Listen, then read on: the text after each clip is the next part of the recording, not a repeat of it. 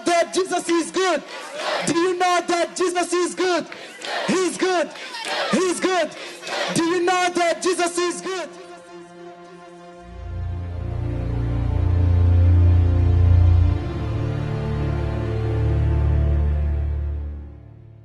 I had a vision. I had a vision that changed my life, and I'll never be the same. I saw hundreds and hundreds and hundreds of thousands of children, and I thought, I don't want to see this. And I started screaming out loud, no, no. And then Jesus showed up. He looked at me with those eyes of love, those burning, Shandai, burning, passionate, fiery eyes of love, just like, and he looked at me and everything just changed. He looked at me and he said, there's always enough because I died.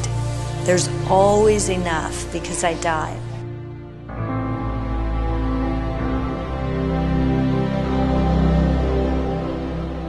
This little girl taught me what love looks like. She taught me what love and mercy looks like.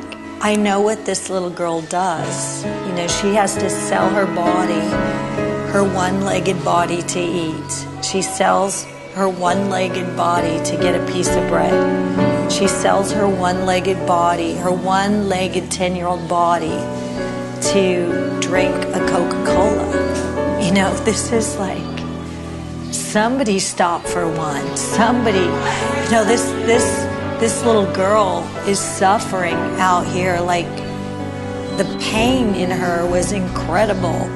And grandmother's a witch doctor.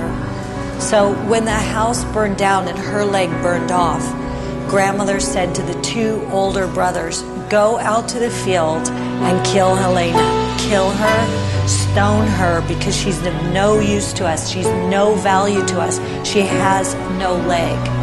So the brothers go out to the field and they throw rocks at her head and they think that she's dead. They think she's dead, but she's not, and she's lying there bloody, broken, dying. This is so much.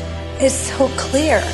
You can read the gospel and you can read it, and if you just talk to people and you don't understand that love looks like something, and you just say to Elena, I'm so sorry that that happened to you. What a cruddy mess of a life you have. And you don't say to her, come home and live with me, then love is it. I don't know what love is if it doesn't look like something. And one day, after a while, she just looks at me and she goes, Mama, I want to go home. And I thought, no way. My first reaction was, no way, no way, no. I just said, no, you're not going back to that home. That's the most dysfunctional family that I've ever heard of, and I know a few. You know, it's like, that one, no. And she said, what do you mean? Do you think, you told me about grace. She said, you said Jesus forgives. You said Jesus loves. You said Jesus loves. You said love looks like something. You said mercy.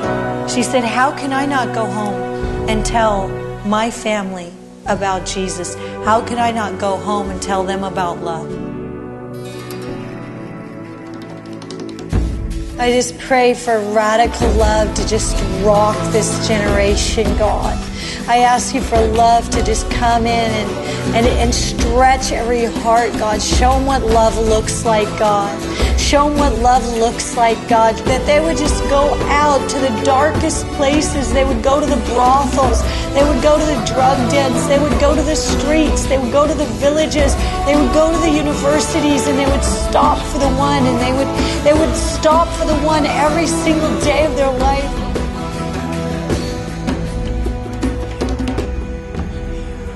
It's not complicated. It's just stop for the one.